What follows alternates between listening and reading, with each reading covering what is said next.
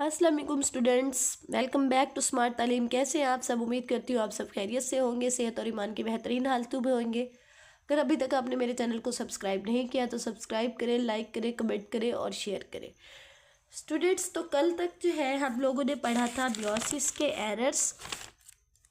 आज जो है आपका है lecture 8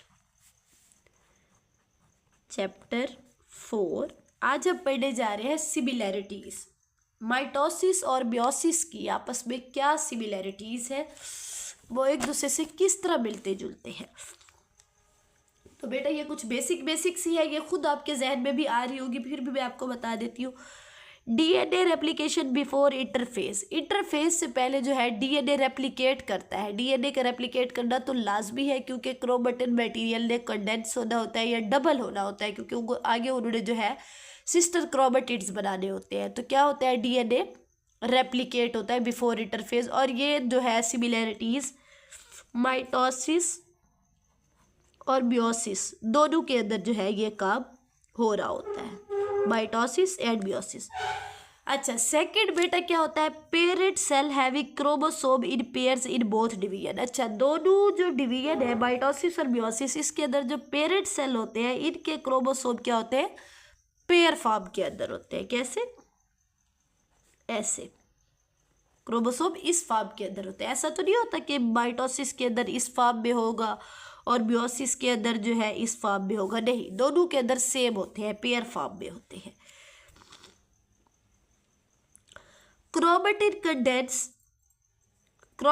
condense to chromosome during prophase. Prophase के दौरान जो है क्रोमेटिन कंडेंस हो जाता है और वो क्रोमोसोम बना देता है। साथ आपको फिगर इसकी शो हो रही होगी, इसमें आप देख सकते हैं कि किस तरह दोनों के अंदर सेम चीज़ है कि क्रोमेटिन जो है कंडेंस होके क्रोमोसोम बना देता है। उसके बाद नेक्स्ट वो कहते हैं कि both divisions involved in formation of spindle apparatus. अच्छा बेटे, दोनों के अंदर क्या होता है, एनाफेज के दौरान या एनाफेज से भी पहले प्रोफेज के दौरान क्या हो रहा होता है, ये जो आपका सेंट्रोसोम है ये अपोजिट पोल की तरफ मूव कर जाते हैं और उसके बाद ये स्पिंडल फाइबर बनाते हैं। यहाँ पे आके जो है आपके क्रोमोसोम अटैच करते हैं। तो ये जो स्पिंडल फाइबर बनने का प्रोसेस है ये भी दोनों के अंदर होता है, बोथ के अंदर। माइटोसिस के अंदर भी हो रहा है, मेयोसिस के अंदर भी हो गया। साथ आपको इसकी फिगर शो हो रही है जिसमें आप देख सकते हैं एनाफेज माइटोसिस का, जिसके अंदर जो है आपको स्पिंडल फाइबर शो हो रहे हैं जिसकी वजह से क्रोमोसोम उनके साथ अटैच है। इसी तरह आपको मेयोसिस का भी शो हो रहा है जिसमें जो है स्पिंडल फाइबर जो है अटैच है क्रोमोसोम्स के साथ। तो इस तरह दोनों डिवीजन के अंदर क्या होता है, फॉर्मेशन ऑफ स्पिंडल अपरेटस होता है।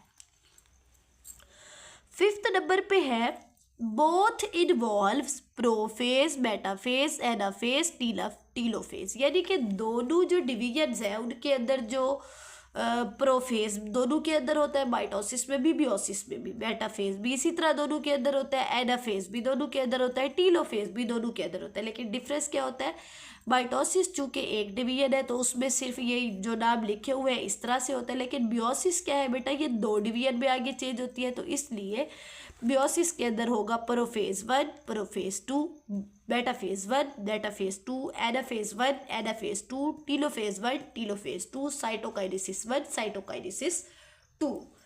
क्यों होगा? क्योंकि मेयोसिस के अंदर डिवीजन भी तो 2 है, इस तरह उनके फेजेस के आगे भी 1 और 2 का मेंशन किया जाएगा। नेक्स्ट वो कहते हैं इन both division sister chromatids separated during anaphase. बिल्कुल, क्योंकि स्पिंडल फाइबर वाली बात जैसे अभी आपको बताई है कि एनाफेज के दौरान ही वो एक दूसरे से अलग होते हैं और स्पिंडल फाइबर बनते हैं, वो स्पिंडल फाइबर पुल ऑफ करते हैं। तो ये जो एनाफेज वाला प्रोसीजर है ये भी दोनों के अंदर होता है, और वो जो एक दूसरे से अलग होते हैं सिस्टर क्रोमेटिड वो भी दोनों के अंदर होता है, माइटोसिस के अंदर भी, मेयोसिस के अंदर भी। साथ आपको इसकी फिगर शो हो रही है जिसमें आपको एनाफेज दिखाया जा रहा है कि एनाफेज के अंदर किस तरह से जो है वो एक दूसरे से सेपरेट हो रहे हैं। नेक्स्ट आ जाता है cytokinesis. Cytokinesis occur in both division at the end of 2 new cells formed.